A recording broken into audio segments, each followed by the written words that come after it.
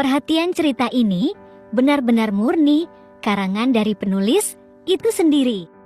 Jadi apabila ada kesamaan antara nama tokoh karakter ataupun latar itu hanya faktor ketidaksengajaan. Cinta terlarang mantan mafia bab 51, berusaha meminta maaf. Mobil sport Aventador putih yang dikendarai Ellie melanjutkan dengan kecepatan sedang, sedikit membuka kaca mobilnya menghirup udara pagi yang menyejukkan. Hari pertama dengan jabatan baru di tempatnya bekerja. Ellie berangkat pagi-pagi sekali karena hari ini kegiatannya cukup padat dimulai dengan visit pasien, polipasin, dan banyak lagi. Pagi dok. Pagi Bu Dirut. Selamat pagi dokter cantik. Nella hanya mengangguk seadanya dengan sapan-sapan selama ia berjalan di lorong rumah sakit menuju ke ruangannya. Selamat pagi Bunda Dokter. Pelangkahnya berhenti ketika mendengar suara cempreng yang tak asing di pendengarannya. Anjani bocah kecil itu berlari dengan membawa satu buket bunga yang cukup besar, sehingga dirinya terlihat begitu kesulitan. Selamat buat Bunda Dokter, kata ayah Bunda Dokter naik jabatan. Jadi aku beliin buket bunga buat Bunda. Terima kasih sayang. Ini bagus banget. Ucapnya gemas mencubit pelan hidung mungilnya. Pasti Anjani bangun pagi-pagi sekali ya. Toele berucap melirik pergelangan jam tangannya yang menunjukkan pukul 6 pagi. Dan Anjani mengangguk gemas. Sudah sarapan sayang? Bocah kecil itu mengangguk lagi hingga membuat Ella menciumnya bertubi-tubi. Hari ini Bunda Dokter jadwalnya begitu padat sayang. Lain kali kita jalan berdua ya. Bunda Dokter janji. Jawab Anjani dengan binar bahagianya, janji. Jari kelingking keduanya saling bertautan. Tak terasa sudah setengah jam berlalu di mana Anjani harus segera berangkat ke sekolahnya. Dan Ellie juga sudah mulai bekerja, bik Bunda Dokter. Ya sayang. Teriak Ellie melambaikan tangannya. Ella hanya melirik singkat mengabaikan pria yang berdehem di belakangnya, lalu berjalan kembali, memasuki ruangan kerjanya yang kini sudah berada di lantai atas. Teng! Dentingan suara lift terdengar begitu menggema di lorong yang cukup sunyi, mengingat lantai ini hanya ada 2 ruangan saja. Dirinya dan Eric tentunya. Lagi-lagi El menulikan pendengarannya ketika pria itu terus mengoceh dan menggerutu secara bersamaan. Sweetie, aku nggak suka diabaikan. Kesal Eric menghantarkan kakinya di sebelah El yang masih fokus berjalan menuju ruangannya, tak peduli dengan putri yang mengikuti keduanya dari belakang. Ketampanan dan kegagahannya ketika di luar tak berarti apa-apa ketika bersama Ellie. Gumam putri di belakang mereka. Andai ia penyanyali yang cukup besar dirinya sudah pasti memvideokan kejadian ini dan pasti itu akan viral. Tetapi itu hanya stuck di otak putri saja. Sweetie, aku minta maaf. Aku hanya bermaksud membuat mereka bahagia. Aku juga sama sekali nggak menyentuh mereka semua kok. Laku nggak melakukan apapun. Ucap Eric membela diri. Semua sudah terjadi Eric. Jangan membela diri. Semua itu jelas kesalahan yang kamu perbuat dengan sengaja. Aku hanya ingin fokus bekerja. Hari ini, aku sangat sibuk. Banyak hal yang harus aku pelajari. Ngetitah Ele dengan suara datarnya.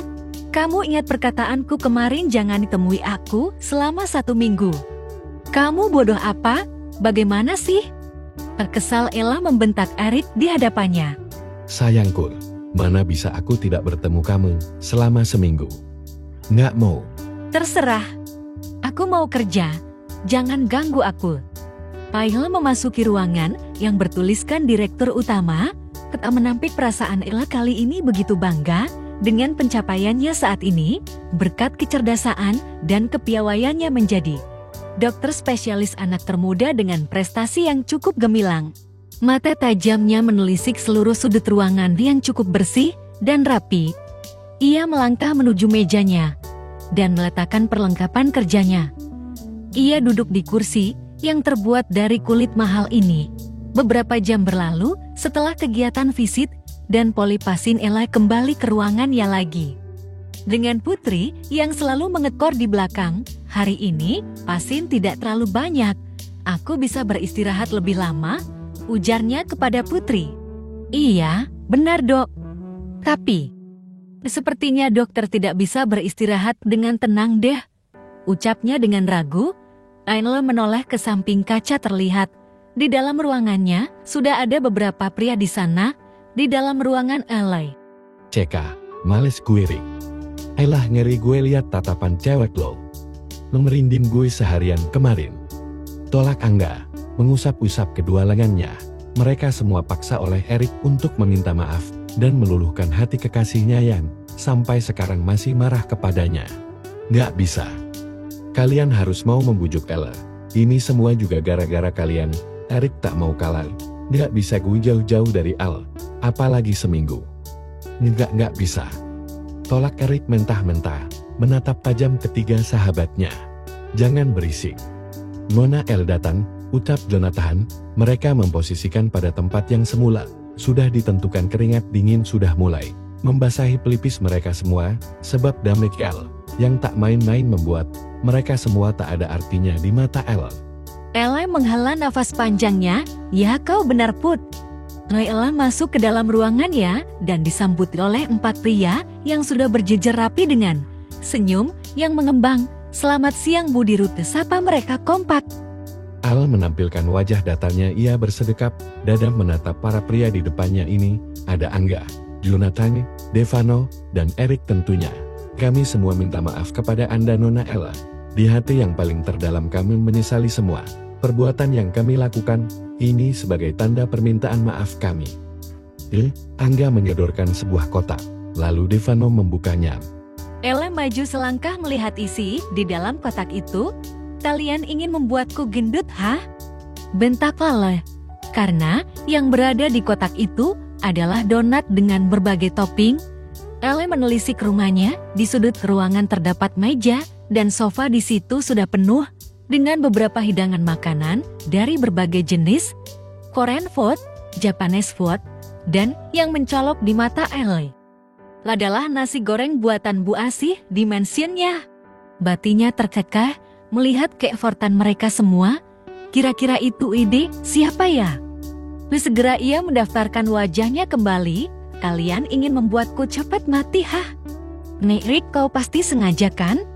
Melakukan ini supaya kamu bisa bersenang-senang dengan wanita lain. Ini semua makanan penuh dengan kolesterol, kadar gula tinggi. Gila kalian semua. Ella mendesah malas. Sweetie, bukan maksud aku seperti itu. Kita semua hanya ingin meminta maaf, hanya itu. Erik mendesah frustasi mendengar jawaban Ella. Ceritanya kalian nyogok gitu? Cih, tunggak modal banget. Minimal private jet atau kapal pesiar. Ucap Ella asal, lalu dirinya pergi meninggalkan mereka. Semua lebih baik dirinya duduk di kantin mendinginkan otak ya. Jangan ada siapapun yang mengikuti aku. Put, bawa separuh makanan itu. Jangan lupa nasi goreng buatan Bu Asih. Ucapnya kepada Putri, lalu keduanya pergi, meninggalkan mereka berempat. Dengan tatapan cenganya. Katanya kolesterol, gula darah tinggi, tapi tetap dibawa sama cawak Lorik. Angga dan Jonathan geleng-geleng kepala. Beberapa menit kemudian. Tevan, urus pembayaran kapal pesiar yang barusan gue beli, jangan pakai uang gue semua. Tarik dari mereka berdua termasuk lo. Ditahnya lalu ia keluar entah tujuannya kemana, dan membiarkan para sahabat Erik mengumpat di sana. Sumpah nggak ada otak si Erik. Dicoleknya yang ngambek kita yang susah.